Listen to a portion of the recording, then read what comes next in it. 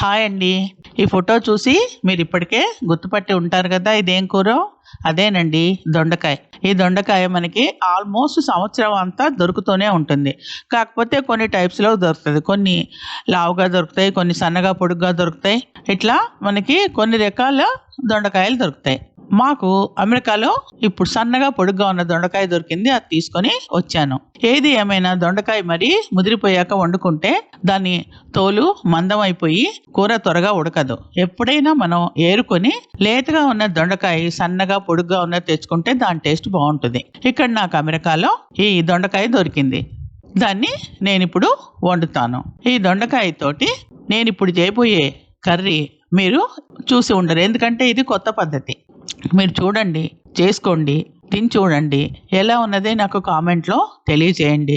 అంతేకాకుండా ఇది నేను ఎప్పుడు చేసినా మాకు ఉట్టి కూరే తినేస్తాం మేము, అంత బాగుంటుంది. చపాతీలో తినచ్చు, అన్నంలో తినచ్చు, మనం జొన్న రొట్టి వాటిల్లో కూడా తినచ్చు. ఒకసారి మీరు కూడా ఎందుకు ట్రై చేయకూడదు? చేసి చూడండి. మనం రోజు ఏదో ఒక ఆహారంలో ఒక పచ్చడో కూరో చేసుకోవాల్సిందే, తప్పదు కదా. ఇది కూడా ఒకసారి ట్రై చేసి చూడండి, ఎలా ఉంది నాకు కామెంట్లో తెలియజేయండి. ఇక ఆలస్యం ఎందుకు, కూర చేయటం మొదలు పెడదాము. చూడండి, ఇవిగోండి నేను ఇన్ని దొండకాయలు తీసుకొచ్చాను. చక్కగా కడిగి దాన్ని ఒక ప్లేట్లో పెట్టాను. వాటిని అటు ఇటు కొద్దిగా తొడుమెల్లగా ఉన్నవి కట్ చేసి నిలువుగా ముక్కలు కోసుకున్నాను. ఆ రకంగా మొత్తం దొండకాయలు చక్కగా నిలువుగా అన్నీ కోసుకున్నా.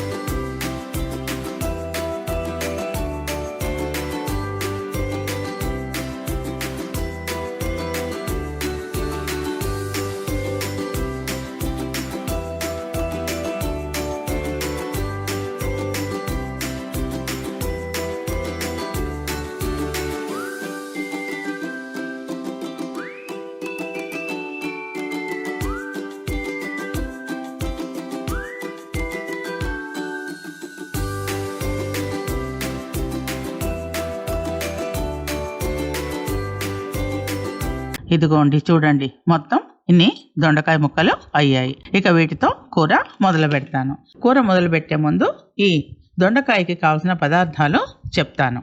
ఇక దొండకాయ కర్రీకి కావలసిన పదార్థాలు: కట్ చేసిన దొండకాయ ముక్కలు, ఆయిల్ 2.5 స్పూన్లు, పోపు దినుసులు 1 చెంచా, 1 ఎండుమిరపకాయ, ఇంగువ కొద్దిగా, ఉల్లిపాయ నిలువుగా కట్ చేసినవి కొన్ని, అల్లం వెల్లిపాయ పేస్ట్ 1 చెంచా, 4 నిలువుగా కట్ చేసిన పచ్చిమిరపకాయ ముక్కలు, కొద్దిగా కరివేపాకు, కొంచెం పసుపు, రుచికి సరిపడా సాల్ట్, 1/2 స్పూన్ వరకు రెడ్ చిల్లీ పౌడరు, ధనియా powder, garam masala powder, 1 spoon కొబ్బరి కూర, కొత్తిమీర, చిటికెడు చక్కెర, కొంచెము పెప్పర్ పౌడర్. ఇవి కర్రీకి కావాల్సిన పదార్థాలు. కావలసిన పదార్థాల్లో నేను ఎండుమిరపకాయ, పెప్పర్ పొడి, పంచదార గురించి ఫోటోలో పెట్టలేదు, ఎందుకంటే మేము కారం ఎక్కువగా తింటాం కాబట్టి అవి నేను అడిషనల్గా వేశాను. మీకు కూడా కావాలంటే వేసుకోండి. మేము కొద్దిగా కారం ఎక్కువ తింటాం కాబట్టి ఇవి నేను సపరేట్గా వేశాను, ఫోటోలో చూపెట్టలేదు. ఇక పంచదార విషయానికి వస్తే అది రోటీలో ఈ కర్రీ తినేటప్పుడు చిటికెడు పంచదార తగిలితే ఆ కూర టేస్టే మారిపోతుంది. అందువల్ల రోటీలు ఎక్కువ తింటాం కాబట్టి పైన చిటికెడు చక్కెర చల్లాను. అది ఆప్షనల్, మీరు కావాలంటే వేసుకోండి, లేకపోతే లేదు. టేస్ట్ మాత్రం చాలా బాగుంటుంది. చాలా చిటికెడు అంటే చిటికెడే చక్కెర వేయాలి. ఈ దొండకాయల గురించి నేను విన్నవి, యూట్యూబ్ ద్వారా తెలుసుకున్నవి మీతో షేర్ చేసుకోవాలనిపించి దొండకాయల గురించి కొన్ని విషయాలు తెలియజేస్తాను. ఇది నేను విన్నది మాత్రమేనండి. ఒకవేళ నేను చెప్పిన వాటిల్లో తప్పు ఉన్నా, ఏదైనా మీకు సరైనది కాదు అనిపించినా నాకు కామెంట్ ద్వారా తెలియచేయండి. నేను ఈ దొండకాయల గురించి విన్నది ఏంటంటే, దొండకాయల వల్ల మనిషి ఆరోగ్యము అందము పెరుగుతుందట. పిల్లలకు లేత దొండకాయలు తినిపిస్తే పిల్లల్లో జ్ఞాపక శక్తి కూడా పెరుగుతుందట. ఇవి అలసటిని, మనిషిలో ఉన్నటువంటి ఒత్తిడిని తగ్గిస్తాయట. క్యాన్సర్ కణాలను నాశనం చేసే గుణం ఈ దొండకాయలకి ఉందట. కాల్షియము ఎక్కువగా ఉంటాయట దొండకాయలో. కిడ్నీలో రాళ్ళు కరిగేలా చేస్తుందట దొండకాయ. ఇక షుగర్కి ఇది ఒక దివ్య ఔషధం అని చెప్పవచ్చట. ఎముకలకు దృఢంగా ఉపయోగపడుతుందట. గుండె పనితీరును మెరుగుపరచటము, గుండెపోటు రాకుండా చేయటము చేస్తుందట ఈ దొండకాయ. దీనిలో రోగనిరోధక శక్తిని పెంచే గుణం ఉన్నదట. ముఖ్యంగా మలబద్ధకాన్ని పోగొడుతుందట. కాబట్టి ఈ విషయాలు మీకు కూడా ఉపయోగపడతాయని నేను మీతో షేర్ చేసుకుంటున్నా. ఇప్పుడు దొండకాయ కర్రీ తయారు చేసే విధానం. పొయ్యి ఆన్ చేసి బాండీ పెట్టండి. నేను చెప్పిన 2.5 స్పూన్లు ఆయిల్ వేయండి, లేదా ఆయిల్ కొద్దిగా ఎక్కువ వేస్తే కూర ఇంకా టేస్ట్ చాలా బాగుంటుంది. ఆయిల్ వేయడగానే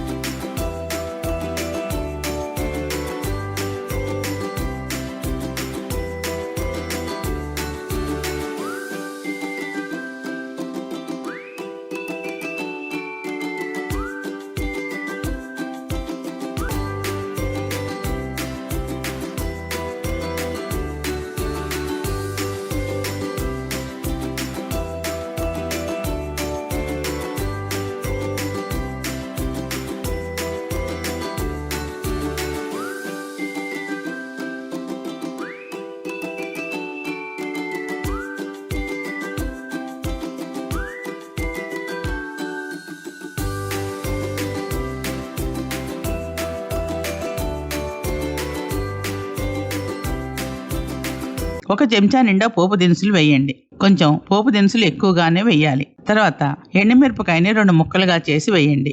మనం వెయిట్ చేస్తే ఆవాలు చిటపటలాడతాయి. ఆవాలు చిటపటలాడుతూ ఉన్నప్పుడు కొద్దిగా ఇంగువ వేయండి. ఇంగువ మాత్రం ఆప్షన్ అండి. ఆ ఇంగువ ఇష్టపడే వాళ్ళే వేయండి. లేని వాళ్ళు అల్లం వెల్లిపాయ పేస్ట్ కొద్దిగా ఎక్కువ వేసుకోండి.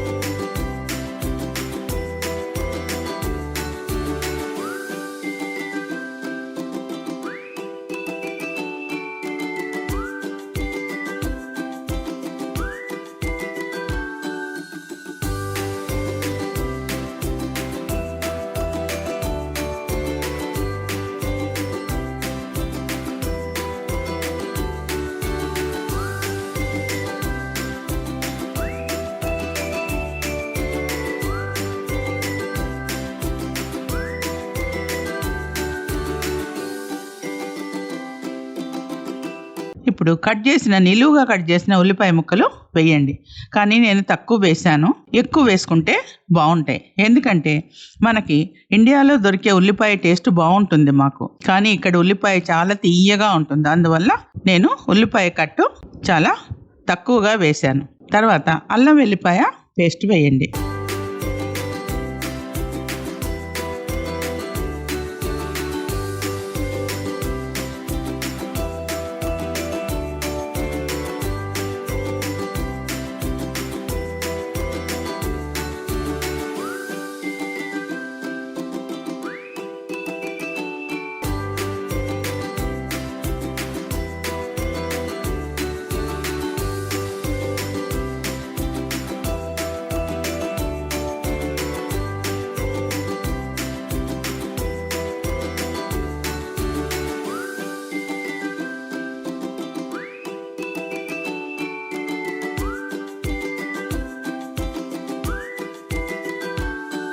నిలువుగా చేర్చిన పచ్చిమిరపకాయలు కట్ చేసినవి 4 వేయండి. కొద్దిగా కరివేపాకు మాత్రం తుంపు వేయండి. మధ్య మధ్యలో కలుపుతూ ఉండాలి.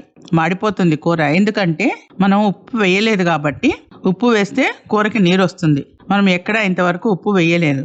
తర్వాత పసుపు వేయండి. పసుపు వేసిన తర్వాత ఇప్పుడు దొండకాయ ముక్కలు వేసి కలుపుతూ ఉండాలి. మాడకుండా ఉండాలి. మూత పెడుతూ తీస్తూ కూర కలుపుతూ ఉండాలి. మాడకూడదు. మధ్య మధ్యలో కూరని మూత పెట్టి తీస్తూ కలుపుతూనే ఉండాలి.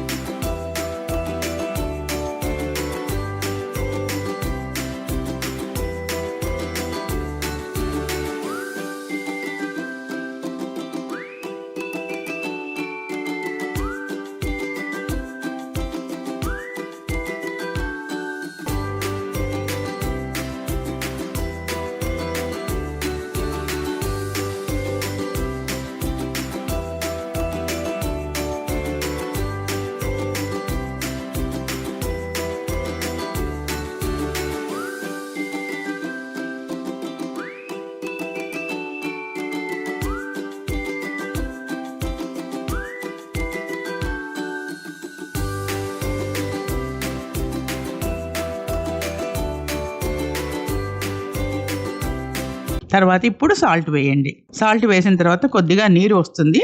అప్పుడు కూర మాడిపోకుండా ఉంటుంది. కలుపుతూనే ఉండాలి.